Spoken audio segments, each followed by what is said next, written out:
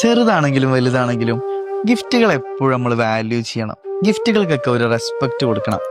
അതെന്താ അറിയോ, ഒരാൾ നമുക്ക് വേണ്ടി ഒരു ഗിഫ്റ്റ് വാങ്ങി തരാന്ന് പറയുമ്പോൾ അയാൾ അതിനു വേണ്ടി ഒരുപാട് ടൈം സ്പെൻഡ് ചെയ്യുന്നുണ്ട്, ഒരുപാട് എഫേർട്ട് എടുക്കുന്നുണ്ട്. നമ്മളെ ഇഷ്ടങ്ങൾ എന്തൊക്കെയാണെന്ന് മനസ്സിലാക്കി അതിനു വേണ്ടി തെരഞ്ഞു നടന്ന് ഒരുപാട് കറങ്ങിയിട്ടാവും ചിലപ്പോൾ അയാൾ ആ ഗിഫ്റ്റ് വാങ്ങിയിട്ടുണ്ടാവുക.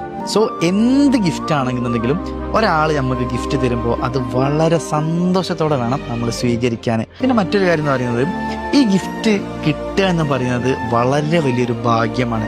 എല്ലാവർക്കും ഈ ഒരു ഭാഗ്യമില്ല. ഗിഫ്റ്റ് എല്ലാവർക്കും കിട്ടൂല, അതുപോലെ തന്നെ ഗിഫ്റ്റ് എല്ലാവരും കൊടുക്കൂല. ഒരാൾ നമുക്ക് ഗിഫ്റ്റ് തരുന്നുണ്ടെങ്കിൽ അയാളെ ലൈഫിൽ അയാൾ നമുക്കൊരു വാല്യൂ തരുന്നുണ്ട്, അയാൾ നമ്മളെ കാണുന്ന ഒരു രീതി ഉണ്ട്, നമുക്ക് വേണ്ടി ഒരു സ്പേസ് അയാളുടെ പേഴ്സണൽ ലൈഫിൽ അയാൾ കൊടുത്തിട്ടുണ്ട് എന്നൊക്കെ അയാൾ ഇൻഡയറക്റ്റ് ആയിട്ട് നമുക്ക് ബോധ്യപ്പെടുത്തി തരുന്ന ഒരു കാര്യമാണ് ഒരാൾ നമുക്ക് ഗിഫ്റ്റ് തരിക എന്ന് പറയുമ്പോൾ. സോ എപ്പോഴും അതിനെ റെസ്പെക്റ്റ് ചെയ്യണം, അതിനെ വാല്യൂ ചെയ്യണം, അത് ഹാപ്പി ആയിട്ട് സ്വീകരിക്കണം.